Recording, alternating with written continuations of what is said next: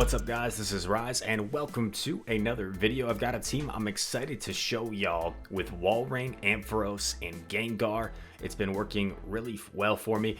Oh, if I show you a current state of where I'm at in terms of elo in the Go Battle League, I've been streaming, or I've been playing my battles off stream past few days or so. So I'm at 33-21. This team has been working extremely well for me. I think 33-21 would be like top 100 or so on the leaderboard right now. So we can go check, see where I'm at. But yeah, 3,321 elo. It's my highest so far this season. And hopefully we can keep on climbing or not climbing just so we can get better queue times. But without further ado, you guys want to see the battles. And one reason I like this team so much as we play Abhinav, an elite battler from Chicago. Abhinav is extremely good. I think he's originally from India, or at least maybe his family's from India. I'm not sure.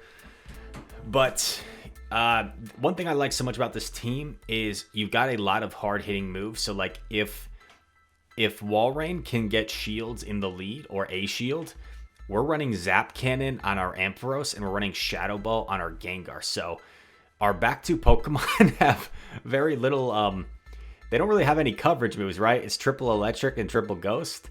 So this team can find situations where you get locked against something terrible. But, oh, you actually see me running Sludge here early on, but I do end up changing this. And we'll probably see at some point during this video me change it to Shadow Ball. But I land the Sludge there, which is nice. And I ended up just changing Shadow Ball because it's a little bit of a harder hitting move.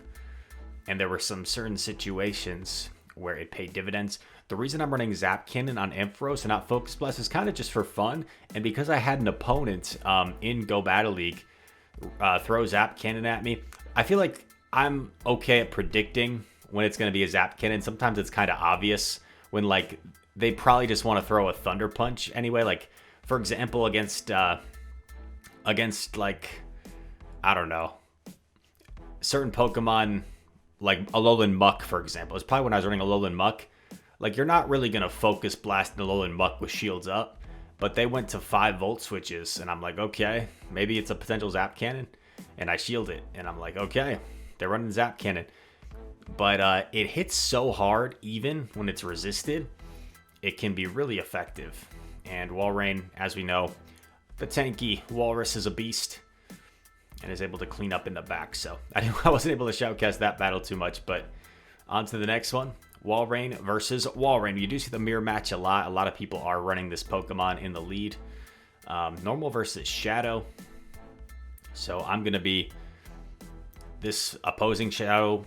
Shadow Walrein is going to be dealing 20% more damage, but also taking 20% more damage. So it kind of just evens out, I'm pretty sure. Yeah. I decided to shield the first Earthquake, which is kind of interesting. Normally I don't do that, but this game I decided to. Gonna overfarm a little bit. This has to be an Icicle Spear. Eastside Pastor, another amazing battler from Texas, from Austin, I think. Yeah, he recognizes that I'm gonna throw the Earthquake, so he just gets off that chip damage. In comes a Shadow Kanto Muck. Very cool pick. I get a shield. I'm electing to stay in, which is interesting. You could argue maybe I should have aggressive swapped here, but I decided I can get off another Icicle Spear, so I'm happy with that. And I actually got both shields, so maybe I think he's got some kids. Maybe one of his kids was distracting him and he wasn't able to count properly because I wasn't really that close to the Earthquake. In comes Gengar. And this is where I kind of miss not having Shadow Ball. Because a punch won't be quite enough to take this out, but I gotta go for the punch. Come on. Come on, Gengar. And I'm pretty sure he got to a move there, so I actually throw my next punch. Could argue I should have just sludged. In comes Gliscor, so I CMP tie here on the Night Slash with the Shadow Punch. And remember, I still have some residual energy stored on my Ampharos. Night Slash comes through. And I should get there, before an EQ for sure. EQ takes 20 turns, and I'm only 16 turns away from Zap Cannon. He gets the boost, but as we know, it's always the unnecessary boost. And this Zap Cannon, although resisted, will be plenty to take out the Gliscor. I'd imagine that does like at least half health or so. Probably around half health. Maybe more. 51% against the Shadow. We're playing the celebrity team. Haydonis, a young kid, probably like 16, 17. Very smart, very witty, very terrific battler. Go follow his stream. Haydonis on Twitch.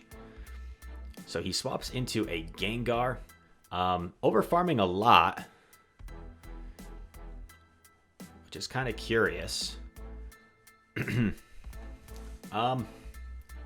And because he overfarmed so much, I decided to call the punch. And I might shield this one. No, I'm going to let it go. I'm going to call another punch. And then I snipe with my own Gengar. So I preserve the health on my Walrein a little bit for maybe a sack swap. Maybe I can somehow get to an Icicle Spear later.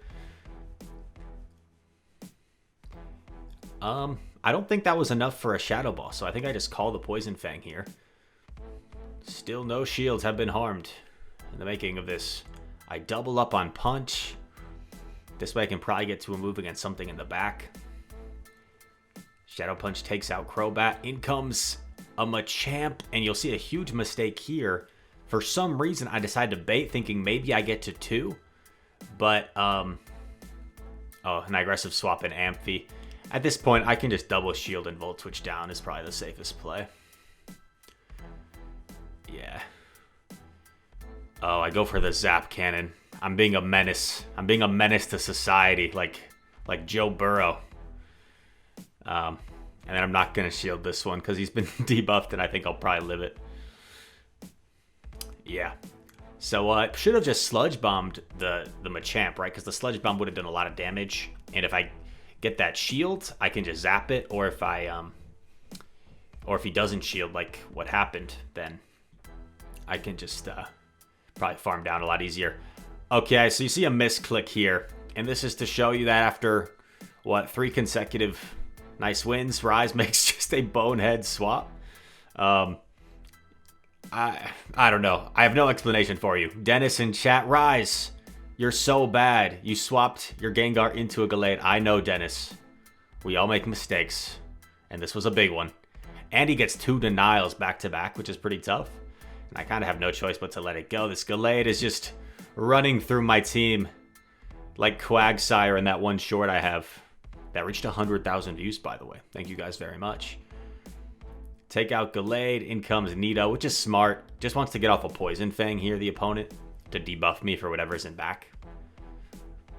I would probably do the same thing. They're playing it safe, and I'm like, I mean, if I don't shield something, I'm just going to get fast moved down, so.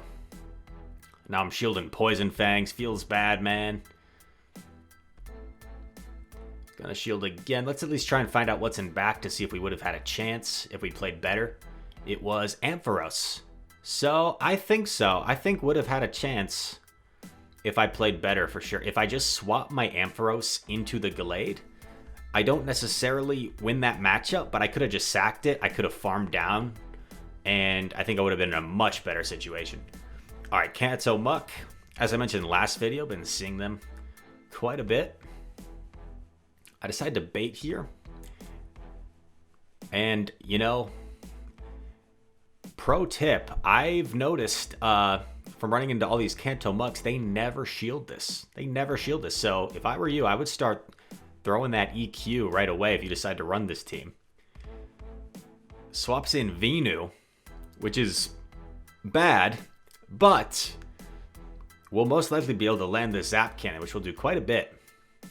And you see the Frenzy, we can actually survive and get off this Zap. And check this out. Boom. Does a big chunk. And I'm actually, oh no, lag. Niantic. I actually get to a Thunder Punch. Is Ampharos about to flip the Venusaur matchup? Almost. It is. I think the Venusaur didn't throw there. I think it had it. And it wanted farm instead. Now this is tricky. I do have a lot of energy stored up, which is good.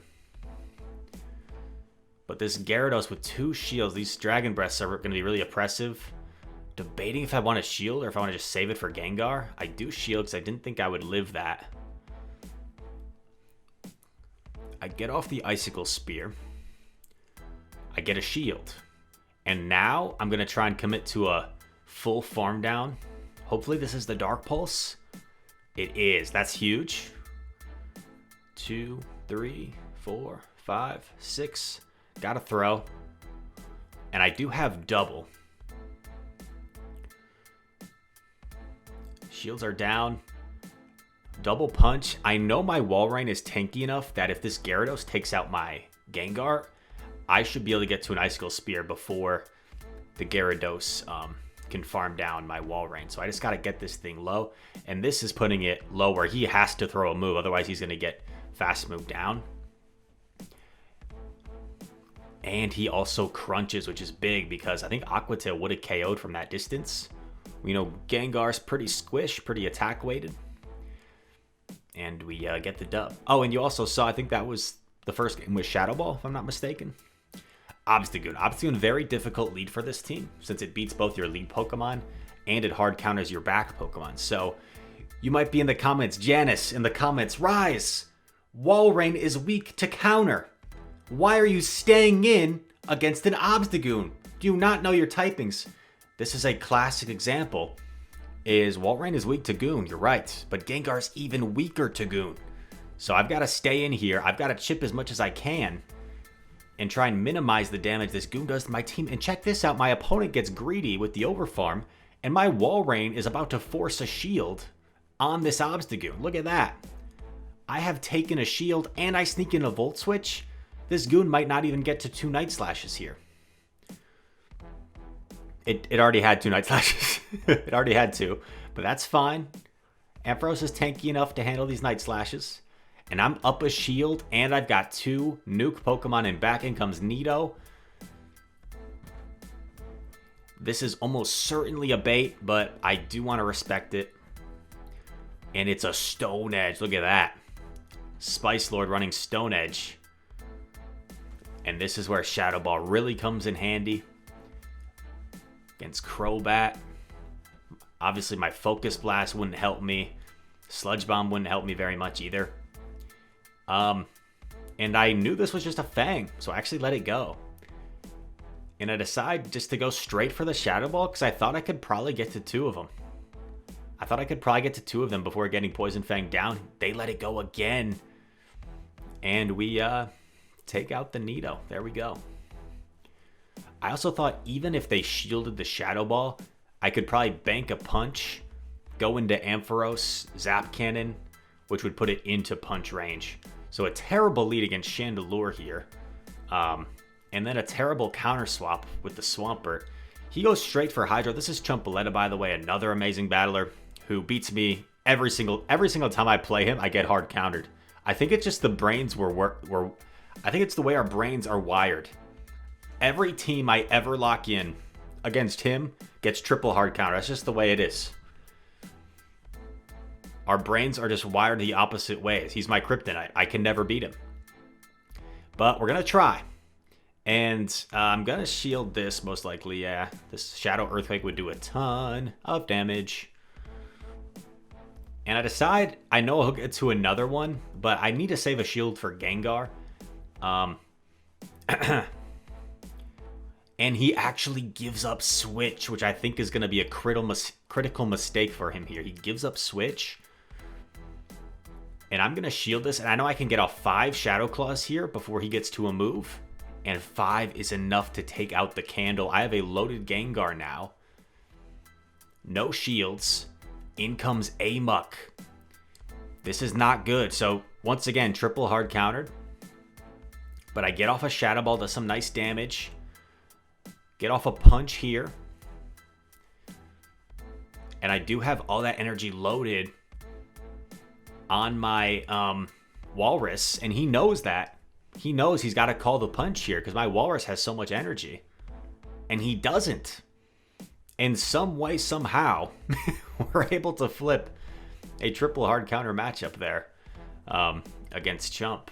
GG's, a rare occasion I actually am able to beat him. Takachi is the next opponent. Another Shadow Kanto Muck. So when I see this guy, I usually stay in for a while. And if they shield, then I dip out because I know I don't want to eat another punch. And now you see me learning. You see me going for the EQ this time because they never shield this. And boom, look at that. They always call the bait. So we take him out, get one shot. In comes Lapras. I'm going to get off an EQ here, which will definitely chunk. I get a shield. At this point, I kind of just want to force the Lapras to expend some energy. And I actually think I CMP here on the EQ, which is really good for me. Look at this damage that I pretty much get off for free. I'm just going to sack my Walrein. He did his job at this point, and they bashed me. They bashed me. I think Surf probably would have done the trick, but that's fine. Surf only single resisted compared to like Icicle Spear would have been double resisted. A little bit of lag, unfortunately. I decided at this point, I'm just going to try and farm this thing down and save energy for whatever's in back.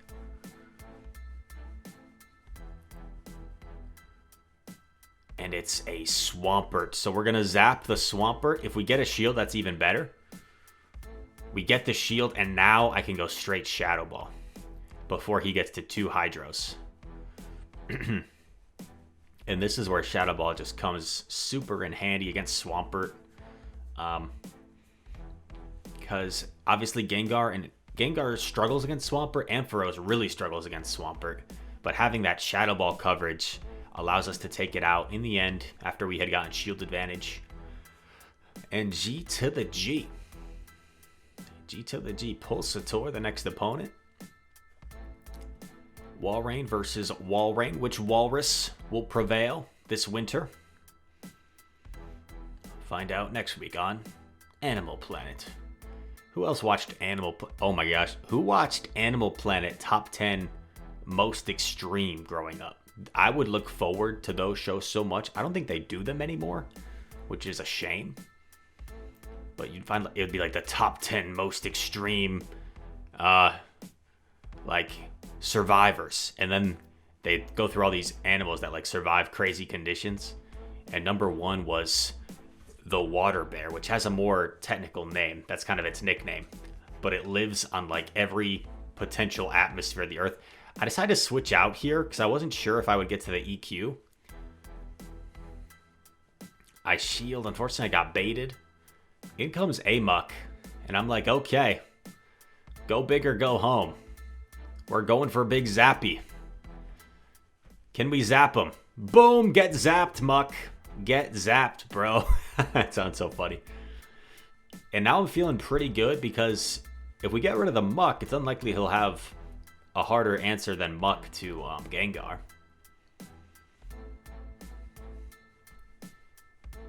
He comes in with the Walrus. I think I'm just going to let this... No, I'm not.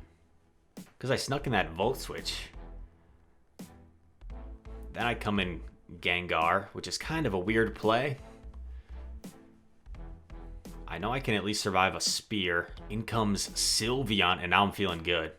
Because I'm only 1 away from another Zap. And he shields, expecting the Sludge Bomb. And I'm pretty sure he's not quite at the Psyshock. He is at the Psyshock. Dang. So close. Ugh, shoot. Thought I had that one. Nice play by Pulsator to shield the Shadow Ball. And getting to that Psyshock 1 turn before my Zap Cannon. Very nice game. Maybe if I had just saved shields. Maybe if I had just thrown that punch at the Walrus, I would have been fine. Yeah, just throw the punch at the Walrus, I probably would have been fine. Because then I never really got to use that punch, you know? So, the plan didn't really work out. The plan was get a Shadow Ball, zap something, but should have gotten that punch off on the Walrus. either he lets it go and then Gengar can beat the Sylveon, or he shields it and then Gengar up a shield should have been able to close, I think. So anyway, close game. GG's. If you guys want to run this team, I recommend it. It's helped me get to over 3,300 ELO. You see on the screen it says 9997. That was from the recording, but I'm actually over 10,000 battles won in the Go Battle League now, which is pretty insane just in terms of like the volume of battles out of little over 18,000. So that would probably be around like 58% win rate, just off the top of my head, somewhere around there. But yeah, thank you guys so much for watching. If you enjoyed this content, feel free to leave a like, subscribe if you're new, comment anything you want down below. All comments help us out over here. And all that said, thank you for watching. I hope to see you in the next one. Peace.